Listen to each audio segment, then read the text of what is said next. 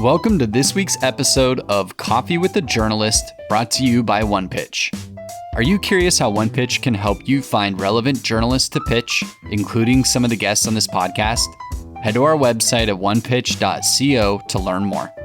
Our guest today on Coffee with the Journalist is Kevin Dugan.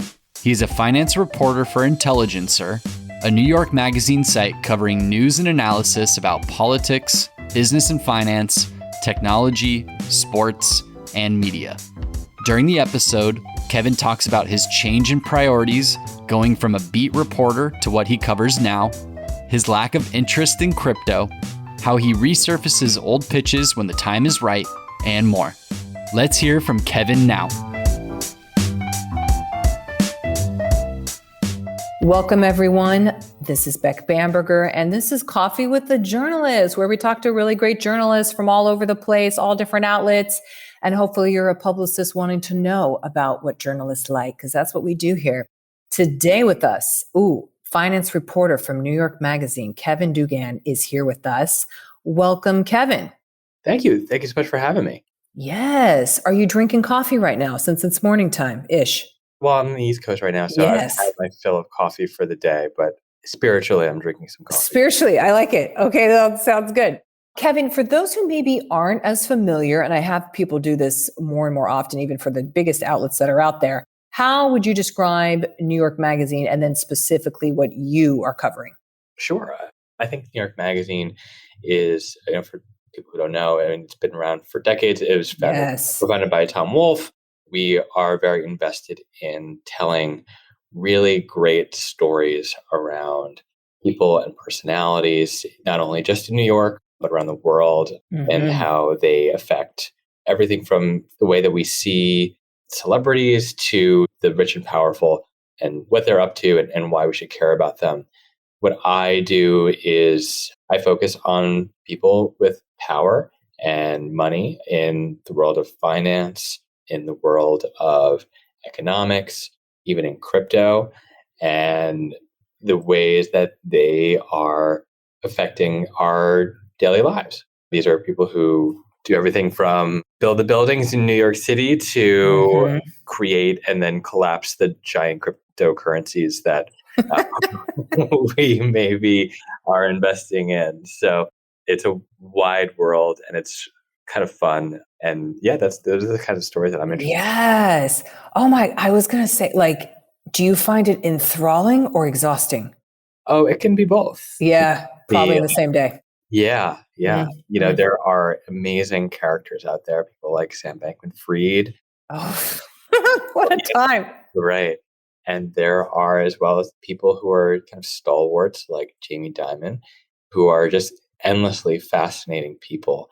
And what they do and what they say has a tremendous amount of influence on the rest of the world. And that is what makes them so interesting. So it can be a little head spinning when you're covering someone like Elon Musk and he is in the news so God, yeah. And that can be like, what is he doing now? And then you're just kind of, it just kind of rolls across your eyes and you're like, okay. Like, all right, let me just kind of figure that out into the entire mosaic of who Elon Musk is, what he is. So it can be a little bit of both, but I mean, in general, it's great. It's a great place to be. It's a great way to see the world. Oh, I like that. A great way to see the world. This is fantastic. Speaking of seeing the world, I'm sure you get that from your inbox. So is your inbox pretty crazy, or what would you say? My inbox has 12,860. No, Kevin. I refuse to do inbox zero. There's a very strong camp on both sides of this. So you're okay. You can't do it. It's too much work. I don't care about the number. The number doesn't bother me. I can live with a little red dot. It doesn't. Whatever. So you don't have any angst around it. You're like, it's 13,000 today. Whatever. Zero. Wow. Yeah, it has no weight on anything that I do. Even my personal inbox has, let's see. Oh, that's much smaller, 1,544. But there are thousands upon thousands of emails in my promotions and updates tab that I just never look at and don't care about. Wow. Okay. So then what is your system, if any, to discerning what is important versus not important in your inbox? Well, it usually does not start with what's in my inbox. Okay. The way that I used to be a beat reporter, right? Yes. I used to be a beat reporter for most of my career. I started off working for industry newsletters, worked at Bloomberg News, New York Post, The Information. And those were areas where I would focus on like one thing or one topic, and I would report on incremental news as it went along. So my inbox was much more important to me then. Right now, it is not really the case. I have more than a decade covering essentially this industry, right? Covering finance. So I have people who I talk to. I have sources that I follow. And my editors and we talk every morning about what to cover. And then we go from there. And there will be occasions when something is important and someone does reach out to me. Typically, it is not so much with a story idea as with someone maybe notices what I'm covering and can offer up a good source for me. Yeah. Well, I was going to say, for your area of coverage, which is looking at the personalities and the high-flying personas of some characters, let's say, is anyone pitching you anything that you'd be interested in? Because I would think it's quite the opposite. Like, you need some scoops, you need some inside information. No one should be pitching you. Right. Am I right? Am I right? Maybe that's the takeaway from this particular podcast. Don't pitch him. It's bad news if you do. I mean, that's not entirely true. I mean, for instance, one area that I cover is economics, right? That's true. A lot of what the Federal Reserve is doing. I cover problems with inflation, things like that. So there have been, for instance, when certain economists or government figures are coming out with books, or if they're joining law firms or something like that, and it would be kind of an introduction, email. That way I can meet with somebody who already has a certain pedigree and expertise. That is certainly interesting. A lot of those people who are academics, professors at a high level, who have something interesting to say about the world right now, that would be something that would be really great. I certainly have people who I talk to already, but it's a big world, and I'm very open to meeting new people, especially if they have a new way of seeing things or something unorthodox in their study. Or if they're just recently, I don't know, I'm just throwing this out there, but let's say someone from the Treasury or from some other government agency left to join a law firm or a think tank or something like that. And those kinds of people who have very close experience with very important agency that is often in the news and makes a lot of policy, all that stuff would be great. So do you have a request that you would like to make, Kevin, to publicists right now? I think there's almost zero chance that I'm going to open anything that is about crypto. Okay. It is in my inbox and I don't ask for it. Okay. The exception would be if it would be, again, a good source, someone who can talk to me about what is like maybe the legal implications of something that is going on, something like that.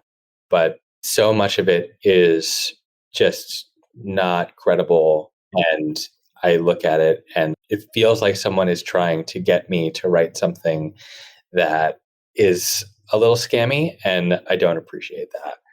I mean, in general, a lot of this stuff, it doesn't really bother me too much. Maybe I've just kind of, I told you the numbers on my inbox.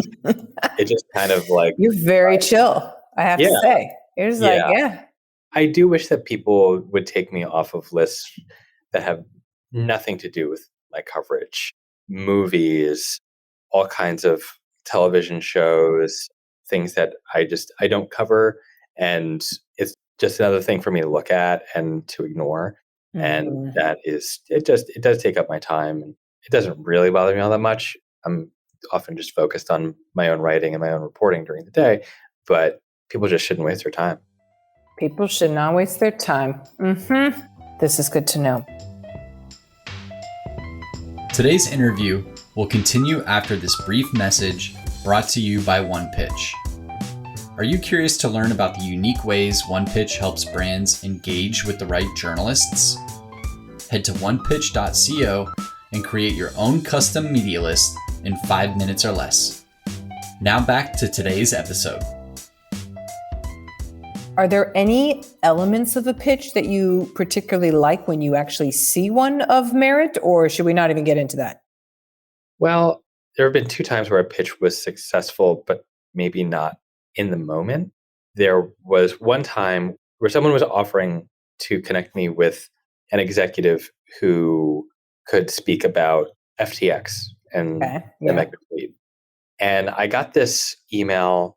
It was actually to my personal email, which is something, again, I do not like. Please do not reach out to me on my personal email for a while. Yeah, if you see Gmail or anything like that, I will immediately delete it. Anyway, this person emailed me and she wanted to connect me with someone who could talk about FTX and Sam Bankman-Fried. And I don't think that I actually responded until maybe a few weeks later, because it was just kind of sitting in my inbox until I needed it. And then I kind of knew that it was something that I could tap onto, and I did. And she was able to connect me, and it was a good interview, and it ended up in the story. And that has happened before as well with authors. If someone has a book coming out, I might not immediately respond, but there are often times where I will look at it. It will just register in my brain space. And then if something comes up in the future, then I can say like, okay, I kind of remember this, and then go back and find that. And it might be a while, but it does happen. Okay. It can come back around. Very good. Are there any exclusives, or I would think not embargoes, but do you ever want an exclusive? Sure. Exclusives are always great. I love exclusives. You love exclusives. Okay, but tell us what type of exclusive. Right. So the incremental kind of exclusive is probably not what I would be writing up, unless it's someone very, very important in my industry, or if it's incremental but going to be extremely newsworthy in a particular way. For instance, like, I guess it's technically incremental that like a CEO would be stepping down of a major bank or something like that. But other kinds of exclusives that would be great would be, so I love lawyers. You love lawyers? I love lawyers. I love attorneys who can talk about clients with interesting cases. And if there are attorneys out there who are planning on filing a lawsuit and would be willing to, or if something is already filed and it just hasn't really been picked up, but could connect me with plaintiffs, things like that, then that would be great. I love that. Sure. Wants to hear from lawyers. I think that's a first on this show. That's so good. Okay, Kevin, I have a quick rapid fire question series for you. Are you ready? Here we go. Video, phone, or in-person interview? In person. Ooh, why? Oh, I think it's just pandemic fatigue. I did so much Zoom and I just don't like it. I would much rather get to know someone. And I also, there's so many interruptions that happen.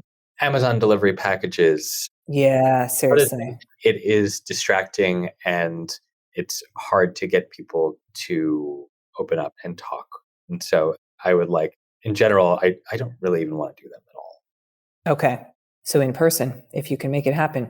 Oh, by the way, like, do you have a preference? Like, you want to go to a coffee shop? You want to go to office space? Like, what kind of in-person? Back alley? What? I have zero preference. Honestly, I'm very comfortable anywhere, and I'm happy to go wherever someone is comfortable. Okay. Bullet points or paragraphs in a pitch? A little bit mix of both. If you can explain to me why I should care and then bullet point the facts that are backing it up, then that would be great. Okay. Images attached or Dropbox zip file?